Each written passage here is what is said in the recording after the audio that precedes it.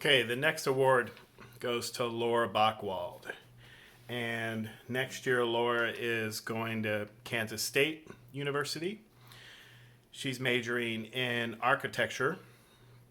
And this is really cool in terms of scholarship and tuition agreement. She has a Kansas, Missouri reciprocal tuition, which I'm assuming what that means is that she's able to, because she's a Missouri resident, she's able to go to Kansas, to go to a school in Kansas, Kansas State, and receive in-state Kansas tuition rates. So that's a really good deal, a really good opportunity. And after knowing her and the fact that she's going to major in architecture, this totally fits your personality. And I'll explain here as we go. So in terms of 5 memories that you had mentioned, it said your freshman year before a football game, Justin flipped a table and almost killed a wasp, which I probably would have done the same thing, trying to kill the wasp. So you picked up the wasp and carried it around for the rest of the night, and you, I guess, basically fell in love with this wasp because he was climbing on the cymbal stand and everything, and you thought it was adorable. And I would agree that wasp is really adorable and a sweet thing until it stings you multiple times. So I'm assuming it didn't do that. Another memory that you had on here is no specific memory, just kind of in general pit bonding before, after competitions.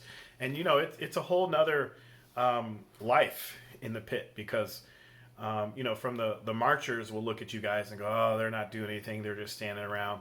But your whole job is like moving equipment, and you all become experts at packing equipment up, coming up with a system, packing it on the trailer, where things go, what's the best way, who needs to push what board at what time, and who needs help up the hill. And, you know, there's this whole other gamut of logistics that the marchers don't really see, don't really know. You know, all they know is they look at you guys and you're in the shade practicing, and, you know, you're not marching around and whatnot.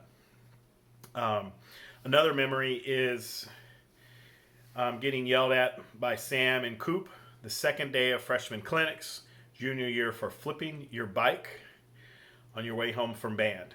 And I guess you scraped up your hands and your knees and you couldn't play. Yes, I think I remember that. I think I yelled at you too. So I think I told you were only allowed to walk, and we were going to put training wheels on your bike again. And then you were yelled at by Sam by continuing to play, even though you had small holes in your hands from your injury. Yeah, that would be you, pretty much. You'd probably have, you know, one leg torn off and you know, one arm torn off, and you'd still be willing to try to play. I think that definitely fits your personality. Just also here, and this fits into your architectural mind, expanding your knowledge in creative ways of fixing things. I definitely think that is you, especially this year where it felt like everything broke every week. I agree. We're animals. What else do you expect? And we need people like you that will use tape and chewing gum and whatever it takes to make things happen. I guess Kramer, another memory is Kramer calling you out on your anxiety on the bus before Pinckneyville because you were running late, or we were running late, and everyone was just kind of standing around talking, and you were probably in their stuff, getting them going. And I guess it says here that everyone knew he was talking about me because I'm me.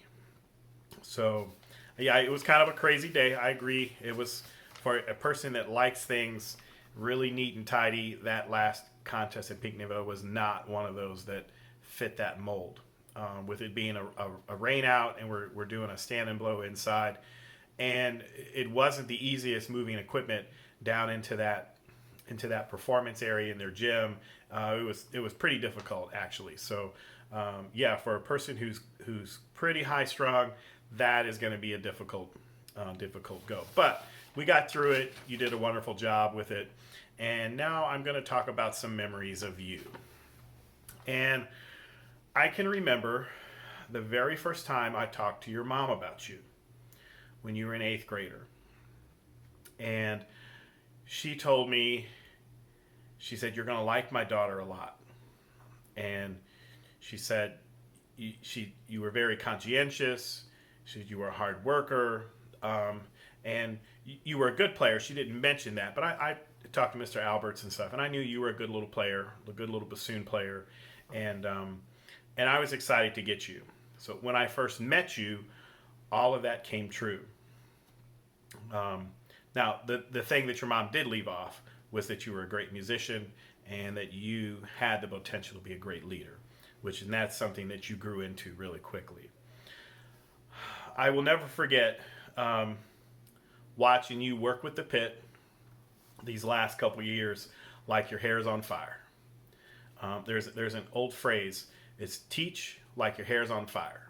And I think that kind of exemplifies the way that you work with the guys. So your hair's on fire, you're crazy, you're working, you're drilling the musical sections like a drill sergeant. This thing falls apart, you're fixing this thing together. I think I remember we fixed, there was something that happened and you called me in and we ended up working on wheels or something. There was something crazy that we ended up working on this year, you and me. And, it's just kind of one of those priceless things. I mean, I'm going to always remember you thinking of just kind of looking around at things to fix and, and things that are falling apart and that driving you crazy. Totally fits your architectural sense, your architectural mind. I'm also going to miss, and this is one of my favorite things, you coming into the band room and me screaming your name just for no apparent reason. Bockwoldt. And you always having a nice little witty comeback. And, it's always priceless. I love how I can always ask you for help or ask you to do something, and then you're always willing to do it and always willing to take it one step further to make it the job even better. I'll always remember your bassoon playing and, just your witty personality. Your mom was right when I had talked to her before your freshman year of high school. Your mom was right. I was going to like you.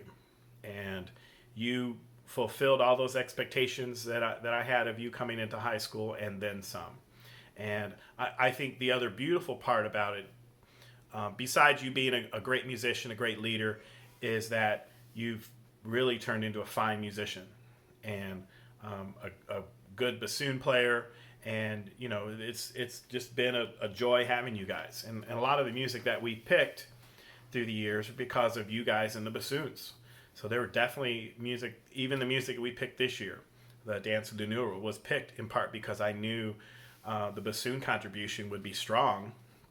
The reason we did the stamp piece, the Andrew Boysen stamp piece at MMEA, was because of, the bassoon contribution. I knew that some of those lines would come through really nicely. So everything about you has come true, and even beyond what I could have expected. So, but the thing about you that stands out for me most is the award that Mr. Kennison created this years and years ago. It's the TCBY award, and the TCBY stands for Taking Care of Business Yesterday. And I definitely think this award is fitting for you. So thank you, Bockwoldt. Good job.